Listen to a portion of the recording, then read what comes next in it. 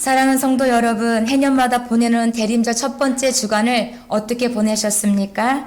이번 대림절을 맞이하는 저는 다른 해와 같이 제대로 준비하지 못했습니다. 사실 제가 대림절이 시작되면은 그 전부터 집에서 이것저것 막 꾸미고 또 성탄 트리를 만들고 아이들에게 될 수 있으면 성경적 가치관으로서 트리를 꾸미게 됩니다. 그런데 이상하게도 올해는 제가 그것을 미처 준비하지 못했습니다. 그런데 지난 화요일날 새벽에 제가 잠깐 꿈을 꾸었습니다.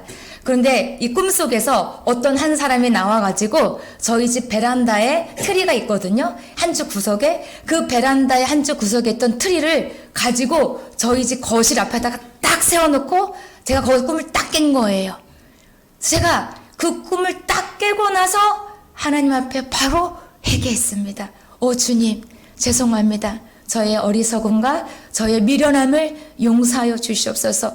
그래서 제가 그 다음날 바로 그 구석에 있던 트리를 꺼내가지고 와가지고 정리 좀 했죠. 정리하고 그다음에 그 옆에 마라나타라고 이렇게 글씨도 다시 붙여놓고 저희 집에 환하게 소망의 주 되시는 대림절을 맞이하는 촛불 그 트리를 제가 밝혀놨습니다.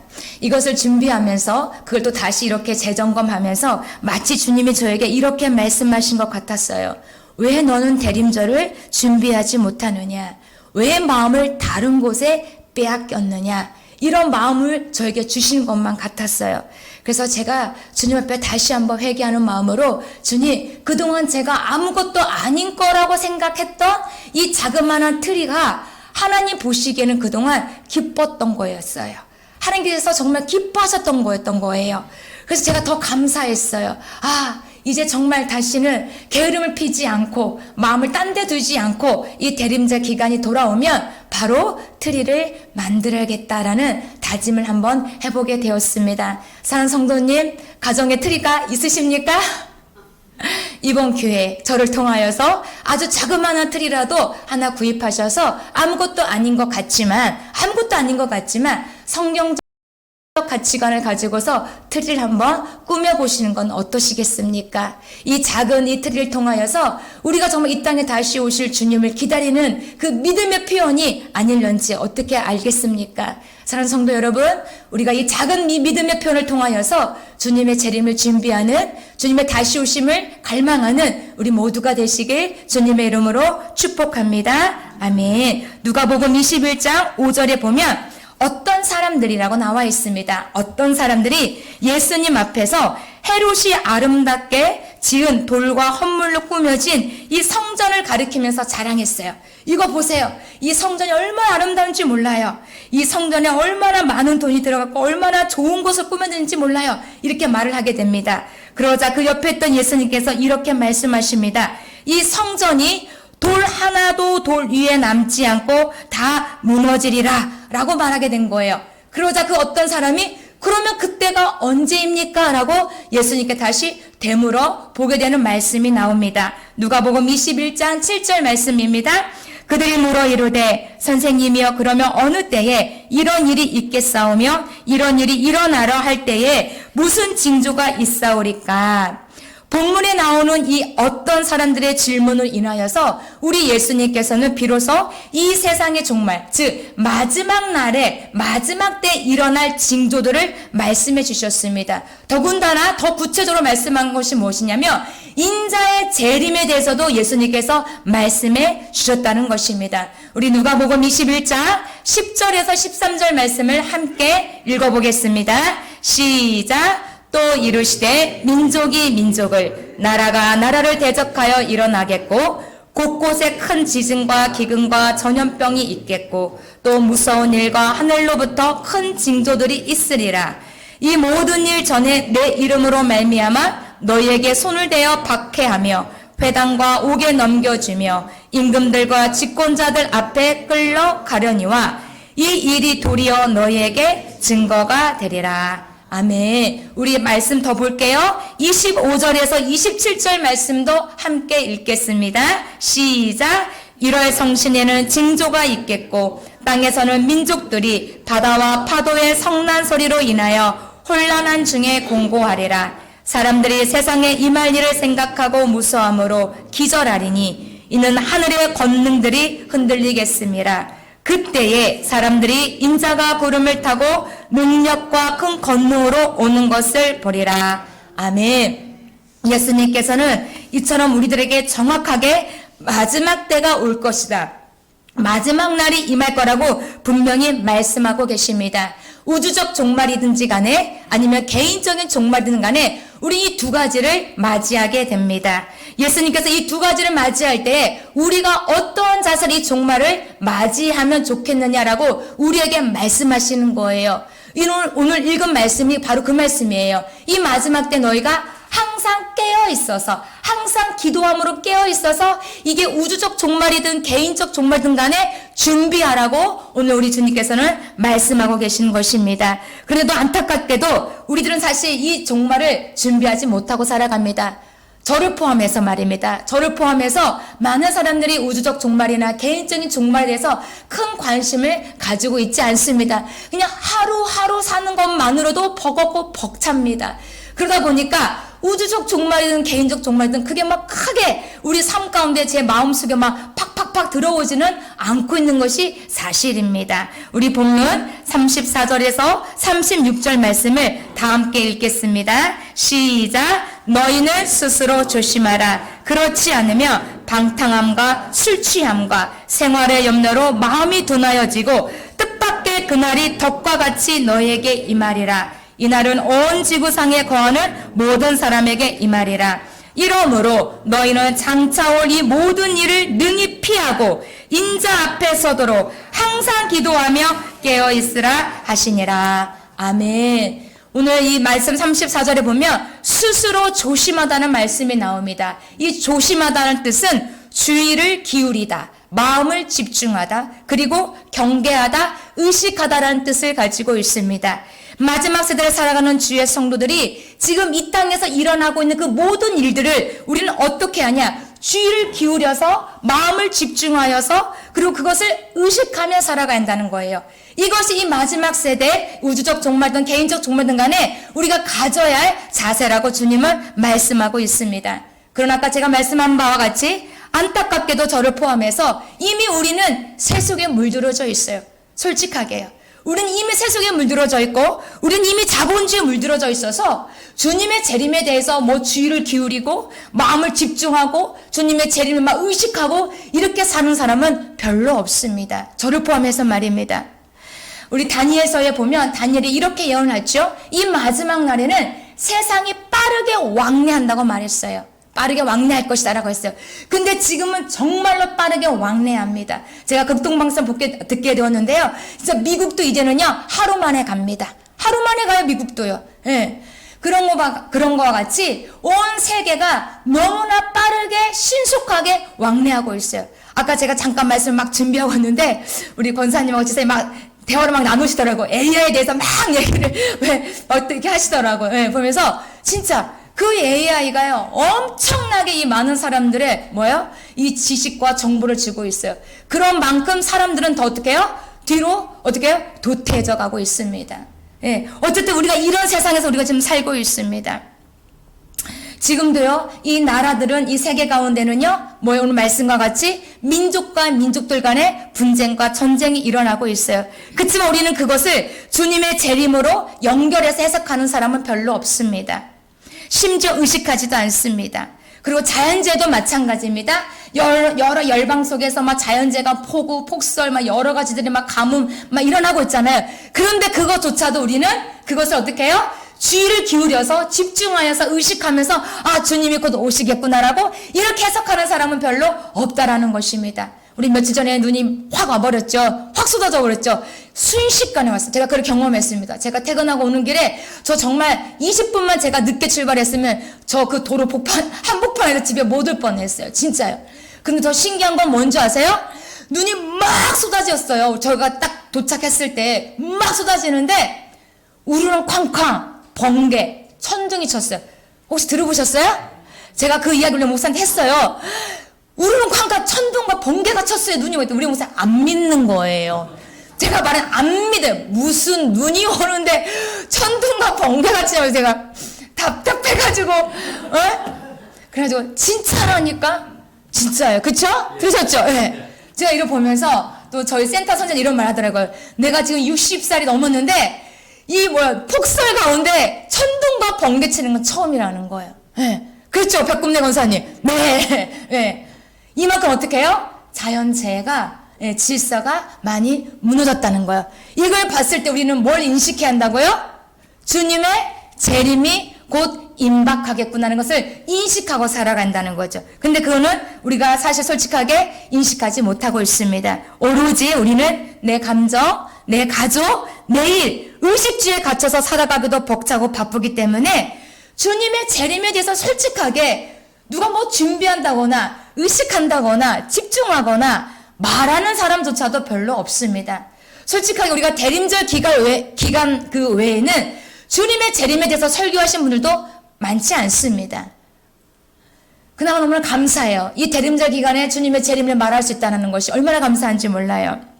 이처럼 믿음의 성도들이 스스로 깨어서 마지막 날에 대해 어떤 그 주님의 재림을 해야 하는데 그 재림을 준비하지 못하도록 방해하는 것이 있다라고 오늘 우리 주님은 34절에 정확하게 말씀해 주시고 있습니다.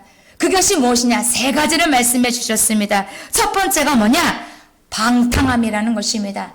우리의 이 방탕함으로 말미암아 우리가 우주적 종말이든 개인적 종말을 준비하지 못하고 산다는 거예요. 인식하지 못하고 산다는 거. 이 방탕함 때문에 우리가 집중해서 기울여서 경계하면서 살지 못한다라고 주님은 정확하게 말씀하고 있습니다. 이 방탕함이라는 뜻은 무엇이냐? 경박하고 어리석어서 무가치할 정도로 미련한 삶을 살고 있는 자들을 뭐라고요? 방탕함이라는 말하고 있습니다. 우리 성경에 이 방탕하게 살았던 사람 인물이 있어요. 대표적 인물이 있습니다. 혹시 누군지 아세요? 네, 바로 탕자의 비유입니다. 네, 누가복음 15장에 보면 아들이 한 명이 있죠. 그 아들이 어떻게 살았다고 말하죠? 방탕하게 살았다고 성경은 기록하고 있습니다. 완전히 무절제하게, 완전히 뭐예요? 이 세상 사람을 봤을 때는 이거 정말 인간답게 살지 못하는 삶을 살았다는 것이죠. 그래서 예수님께서 우리에게 말씀하십니다. 이 마지막 때일수록 방탕하게 살면 안 된다고 우리에게 경계하면서 말씀하시는 것입니다. 두 번째, 우리 주님께서 우리가 왜 이 주님의 재림을 인식하지 못하고 마음에 집중하지 못하는 것일까? 그 두 번째 원인은 무엇이냐? 바로 술 취함이라고 말씀해 주시고 있습니다. 술 취함은요, 사실 이 방탕함과 세트예요. 세트입니다. 뗄래야 뗄 수 없는 거예요.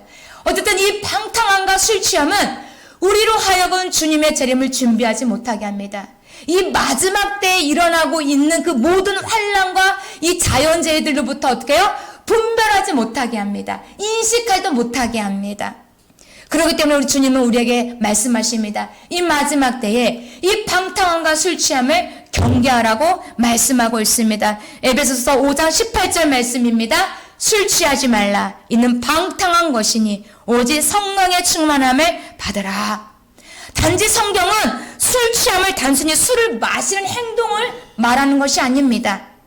우리가 술에 취하면 술의 지배를 당하게 됩니다. 이것은 뭐예요? 통제력을 잃어버리게 된다는 거예요. 이 통제력을 잃어버릴 때 우리는 어떻게 해요? 무절제하게 되고 그리고 육체의 정욕에 쉽게 빠지게 됩니다. 성적으로 범죄하게 되고요. 그 다음에 폭행을 일으키고요. 또 집단적으로 아무튼 좋지 않은 일들을 만들어냅니다. 또 한 가지가 뭐냐? 이 술 취하게 되면 양심을 잃어버리게 됩니다. 도덕적인 양심을 잃어버리게 된다는 것이지요. 그래서 우리의 양심을 죽이게 만듭니다. 그래서 성경은 정확하게 술을 피하라고, 술을 마시지 말라고 권면하고 있는 것입니다. 성도 여러분, 우리는요, 성령의 충만을 받아야 합니다. 우리는요, 성령의 술에 취해야 하는 거예요. 성령에 취해서 살아가는 거예요.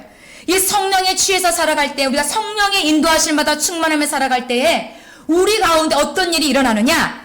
영들을 분별할 수가 있어요. 지금 내 안에 어떤 영이 역사하고 있는지, 내 안에 역사하는 영이 선한 영인지, 내 안에 지금 일어나고 있는 영이 악한 영인지, 이것을 어떻게 한다고요? 분별할 수 있다는 것입니다.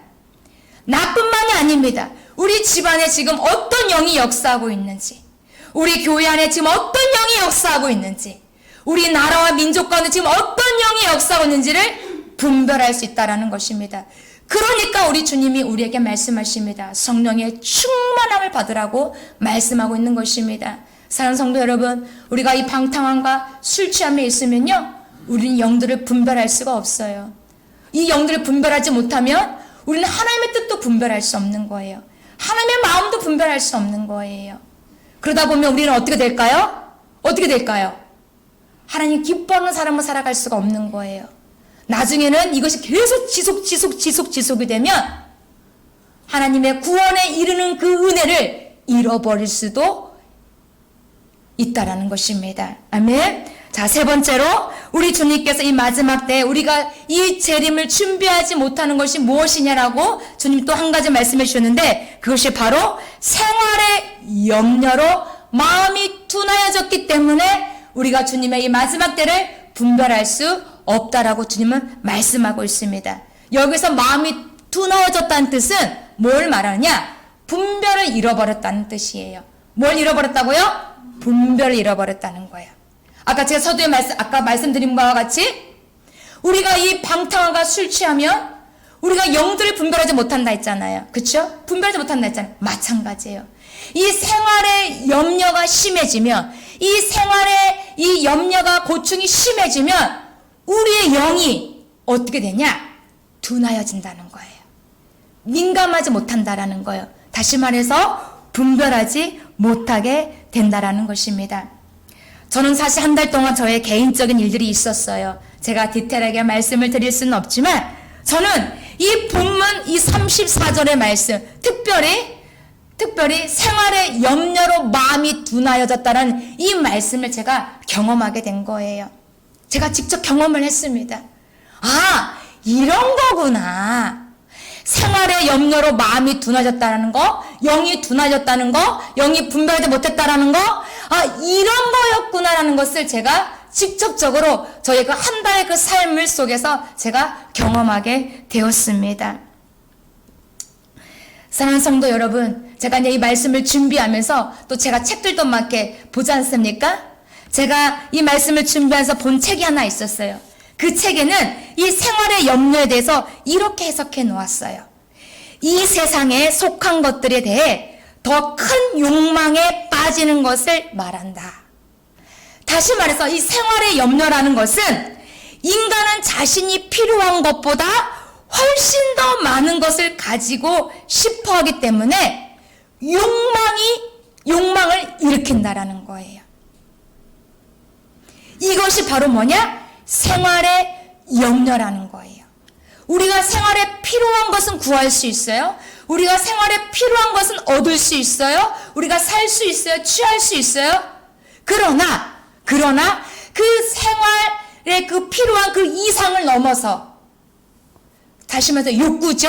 그 욕구가 강하면 그것이 뭐가 되냐고요? 욕망이 된다라는 거예요. 그 욕망이 어떻게 해요? 우리의 영을 둔하게 만든다는 거예요. 우리의 영을 어떻게 하냐? 분별하지 못하게 만든다라는 거예요. 우리의 영이 성령 충만하지 못하도록 가로막는다라는 거예요. 그 욕망이에요. 그 욕망이. 이제 저희가 지금 이제 사택이 1월 2일 날 저희가 이제 이사를 갈 사택이에요. 이사를 갑니다. 그래서 제가 이제 그 살림이 오래됐어요. 제가 결혼한 지가 이제 18년, 19년이니까 살림들이 이제 오래된 거예요.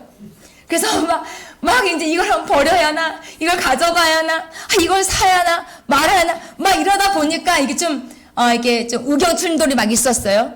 우리 목사님은 안 사는 쪽이고, 저는 사야 한다는 쪽이고, 막 의견이 막 팽팽하게 막 됐어요. 그러면서 합의점을 찾은 게 당근이다. 그래서 당근에서 계속 알아보는 거예요. 당근에서. 근데 지금 당근, 사실은 제가 오늘 7시에 당근하러 지금 가야 돼요. 우리 목사님하고 같이. 근데 지금 방금 전에 이 당근 뜬 거예요. 봤더니 2만 원이 내려간 거예요. 그래가지고 지금 7시 가야 할 그 장소를 취소를 하고 2만 원 더 내린 곳으로 가야 하나. 지금 제가 지금 고민이 지금 잠깐 되었습니다. 어쨌든 간에 우리는 이 생활의 염려에서 벗어날 수는 없어요. 이 땅을 살아가는 동안에 사실 그렇습니다. 예, 그거 사실 나쁜 건 아니에요. 그러나 그것이 우리의 욕구를 채우고자 도를 넘치면 뭐가 되느냐? 욕망이 되는 거예요. 그 욕망이 우리 안에 오면 우리의 영은 둔해진다는 거예요. 가령 이런 거예요. 거기에 이건 제가 쓴 게 아니라요. 그 해설책에 이렇게 비유가 나온 거예요. 가령 이런 거라는 거죠. 음식과 맛있는 것이 있다라는 거예요. 그렇죠? 음식은 우리가 먹는 거예요. 그렇죠? 그런데 맛있는 건 뭐예요? 맛있는 건 뭐예요? 우리가 더 맛있는 것을 먹고자 뭐요? 조선팔도로 쫓아다니는 거. 이것이 뭐라고요? 욕망이라는 거예요. 조선팔도로 쫓아다니면서 그거를 먹어야만이 만족감을 느끼고 그걸 꼭 먹어야만이 3시간, 4시간 줄 서가지고 그걸 꼭 먹어야만이 자기가 채워진다는 거죠. 그 욕구가, 욕망이. 그럴수록 우리의 영은 어떻게 된다고요? 둔하여진다는 거예요. 옷도 마찬가지예요. 우리가 생활에 필요한 옷들이 있어요. 그쵸? 그런데 우리가 그 어떤 메이커들 있잖아요. 우리 여성분들. 네, 메이커들 있죠? 그거를 사기 위해서 어떻게 해요? 누군가는 적금을 막 들고 누군가는 뭐 어떻게 해요? 다른 돈을 막 융통해가지고 그걸 꼭 사야 하는 이런 거 있잖아요. 이런 욕구들 있죠. 이 욕망들. 이것이 바로 뭐냐? 우리의 영을 둔하게 만들어서 오히려 주님께서 주신 말씀들을 분별할 수 없다라는 거예요. 거기에요. 여러 가지 여화들이 많았어요. 거기에 제가 봤는데 다 체크했어요. 제가. 거기에 체크된 것 중에 안 된 것이 없었어요. 저희 관련된 게. 예, 다 체크가 다 돼 있었어요. 그래서 제가 회개했어요. 제가 심지어는 회개한 것 중에 하나가 좀 죄송한 표현이지만 제가 우리 목사님하고 막 이렇게 막 트러블 막 하면서 제가 하나님 제일 죄송한 게 뭐냐면 우리 목사님한테 밤에 가서 대리운전 좀 해요. 내가 이랬거든요. 그것이 돌아보니까 하나님께서 기뻐하지 않았던 저의 욕망을 채우기 위해서 주의 말씀을 준비하는 것도 모자란 판인데 우리 목사님을 향하여서 그렇게 말했던 저의 어떤 어리석은 미련함들을 이 말씀을 준비하면서 보게 되었습니다. 사랑하는 성도 여러분, 지금 나의 간구는 나의 욕망을 채우기 위해서 구하고 있지는 않은지 우리가 이 대림절 기간에 점검해 보시기를 축복합니다. 아멘. 우리는요, 생활의 필요를 구하는 건 당연한 거예요. 그리고 우리 주님이 그 필요를 채워주십니다. 그리고 우리 주님은 우리에게 분명히 약속해 주셨습니다. 그러면 염려하여 이르기를 너희가 무엇을 먹을까? 무엇을 입을까? 무엇을 마실까? 뭐요? 염려하지 말라고 우리에게 약속해 주셨습니다. 그리고 우리 주님은 우리에게 너희는 먼저 그의 나라와 그의 의를 구하라고 말씀해 주셨어요. 그랬을 때 너희의 그 필요한 모든 것들을 주님께서는 채워주신다고 약속해 주신 것입니다. 아멘. 그거 아십니까, 성도 여러분? 우리들만 예수님의 재림을 준비하고 있는 것이 아닙니다. 우리들만 예수님의 재림을 준비하지 않아요. 누가 예수님의 그 재림을 준비할까요? 누가 할까요? 하늘 보좌에 계신 하나님 아버지, 우리 예수님도 예수님이 다시 이 땅에 오시도록 지금도 여전히 부지런히 역사하고 계신 줄 믿으시길 바랍니다. 저는 월요일마다 줌으로 저녁에 세계와 나라와 민족과 한국교회와 다음 세대를 위해서 중보기도를 하고 있습니다. 제가 지난주에 이 기도회를 준비하기 위하여서 인도하기 위하여서 이제 일주일에 한 번씩 업데이트된 기도 제목들을 제가 읽게 되었어요. 근데 성령님께서 저에게 이런 마음을 주시는 거예요. 야, 너희들만 나의 재림을 준비하는 것이 아니야. 나도 나의 재림을 준비하고 있어. 이런 마음이 저에게 그냥 들려온 거예요. 그러면서 주님께서 그때 저의 그 영적인 시야를 넓혀주셨어요. 보게 해주셨어요. 구체적으로 예수님께서 지금 이 땅에 다시 오시기 위하여서 무엇을 준비하고 있는지 그것을 우리 주님께서 저에게 그날 그 시간에 보여주신 거예요. 말씀해 주신 거예요. 그 첫 번째가 무엇이었냐면 주님께서는 지금도 열방 가운데 흩어져 있는 유대인들을 모으고 계세요. 우리 다 알죠? 디아스포라 아시죠? 이 성경에는요 유대인들이 다시 고토로 돌아올 것이라고 약속한 말씀이 무려 700구절이 약속되어 있어요. 몇 구절이요? 700구절입니다. 근데 제가 이 이스라엘 위해서 기도할 때 그 기도 그 제목에 이런 이야기가 있었어요. 올해만 2025년 올해만 이 열방에 흩어져 있는 수많은 유대인들이 18,200명 가까이가 돌아왔어요. 남미에서, 북미에서, 아프리카에서, 유럽에서, 아시아에서 전쟁 중에 있는 그 이스라엘 땅에 유대인들이 성령의 감동을 받아서 하나님의 그 음성을 듣고 어떻게 해요? 돌아왔다라는 거예요. 돌아왔다라는 거예요. 그러니까 주님은 다시 이 땅에 오실 때 반드시 이스라엘 백성들이 곧으로 다 돌아간다고 말씀하셨거든요. 이스라엘 백성 다 돌아갈 때에 우리 주님의 재림은 임박한 거예요. 믿으십니까? 우리 이 시야를 가지고 있어야 돼요. 우리 이걸 볼 줄 알아야 돼요. 그래서 저는 매주마다 기도하는 거예요. 하나님, 우리 한국교회가 이 시야를 볼 수 있도록 하나님 이 관점을 가지고 하나님 아버지 정말 다음 세대를 길러낼 수 있도록 인도해달라고 깨워달라고 기도하고 있습니다. 또 한 가지는 무엇인지 아십니까? 두 번째로 주님은 저에게 그걸 보여주셨어요. 그것이 뭐냐? 성경에 보면 예수님께서 재림 때에 무엇이 있어야 하냐면 순교자의 숫자가 채워져야 한다는 것입니다. 요한계시록 6장에 보면 5째 인을 뗄 때에 천사가 말을 합니다.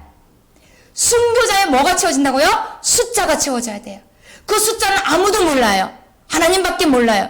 그런데 분명한 사실은 지금도 여전히 그 순교자의 숫자가 채워져 가고 있다는 거예요. 여러분 그거 아세요? 우리 이제 성경이 아니라 그 성교 단체들 있지 않습니까? 세계 열방에 이 기구들이 있어요. 거기 보면 오픈 도어라는 그 단체가 있습니다. 이 오픈 도어 단체 그 자료를 보니까 제가 보니까 14년 동안 5만 명이 순교당한 나라가 있었어요. 그 나라가 어디냐? 나이지리아였어요. 그거 아세요? 뉴스를 보신 분은 아실 수 있겠지만 지금이에요. 지금 나이지리아 땅은 12월 25일까지 국가 비상사태를 선언했어요. 왜 비상국가사태를 선언했느냐? 이슬람, 무슬림 이 단체들이, 무장단체들이 무차별하게 기독교인들을 학살하고 죽이고 납치하고 폭행하고 이런 일들이 비일지하게 일어나고 있는 거예요. 비일지하게. 그래서 최근에는 뭐예요? 300명이 납치가 됐어요. 한꺼번에 300명이. 11월 초에 트럼프 대통령이 나이지리아 대통령에게 그 조서라 그러나요? 이거 있잖아요. 이 문서를 보냈어요. 어떤 문서를 보냈느냐? 나이지리아 기독교인들을 보호해 줄 것을 요청한다라고 트럼프 대통령이 문서를 보냈어요. 근데 그 문서가 도착하고 발표된 지 일주일 만에 또 그 이슬람 무장단체들은 많은 사람들을 납치해 가버렸어요. 그리고 그 일이 일어나고 또 몇 주 있다가 300명이 한꺼번에 납치당하는, 죽고 이런 일들이 있었어요. 그래서 제가 그거를 자료를 찾아보게 된 거예요. 전 세계의 순교자의 숫자 80%가 나이지리아 땅에서 드려지고 있는 거예요. 우리 주님은요, 고귀하고 순결한 그들의 그 믿음을 지금 받고 계십니다. 이 순교자들은요, 천국에서 찬란한 면류관을 쓰고 예수님이 입으신 그 흰 두루마리를 입고 하나님께서 보상해주고 있는 줄 믿습니다. 사랑하는 성도 여러분, 주님이 이 재림을 준비하기 위하여서 순교자의 숫자를 지금 채워가고 있어요. 이럴 때에 우리는 어떤 자세로 주님의 재림을 준비하느냐? 주님, 그 땅에 그 핍박들이 심할 때에, 그 순교자들 그 죽음을 당할 때에 저들이 성령 충만할 수 있도록 주님 도와주십시오. 저들이 예수님을 부인하지 않도록 도와주십시오라고 우리는 그렇게 함께 동참해야 할 줄 믿습니다. 제가 인터뷰한 걸 봤어요. 나이지리아 어느 교회 성도가 이렇게 인터뷰를 하더라고요. 우리는 절대로 예수님을 원망하면 안 됩니다. 우리의 가족이 죽고 우리 형제가 죽었지만 우리는 예수님을 절대 원망하면 안 됩니다 라고 이렇게 인터뷰한 것을 제가 볼 수가 있었습니다. 이처럼 우리만 주님의 재림을 준비하고 있지 않습니다. 우리 주님은 이 땅에 다시 오시고자 주님 스스로 지금도 열심히 온 열방 가운데 역사하고 계신 줄 믿습니다. 혼탁하고 화려한 세상 속에서 믿음의 성도들이 방탕함과 술 취함과 생활의 염려를 이겨내기 위해서는 가장 무엇보다 무엇을 해야 하냐? 기도인 것입니다. 기도하지 않으면 술 취함, 방탕함, 생활의 염려에서 벗어날 수가 없습니다. 이겨낼 수가 없어요. 제가 한 달 동안 이 생활의 염려라는 여러 가지 그 영역에서 시험을 받았지만 그것을 이겨낼 수 있었던 것은 어디냐? 무엇이냐? 기도였어요. 기도였습니다. 시험이 와서 이겨내면 또 시험이 오고 이겨내면 또 시험이 오고 그럴 때만 저는 어떻게 했을까요? 또 기도하고 또 기도하고 또 기도하는 거예요. 넘어졌지만 무너졌지만 또 기도하는 거예요. 또 기도하는 거예요. 다시 또 일어나는 거예요. 말씀을 마무리하겠습니다. 사랑하는 성도 여러분, 이 대림절 기간에 주님의 재림을 준비한 우리 모두가 성령의 충만함을 입어서 영이 깨어 있어서 분별함으로 말미암아 주님의 재림을 우리가 집중하여서 주의를 기울이고 우리가 의식하면서 이 우주적 종말이나 개인적 종말이나 준비하는 지혜로운 주님의 종들이 다 되시게 주님의 이름으로 축복합니다. 아멘.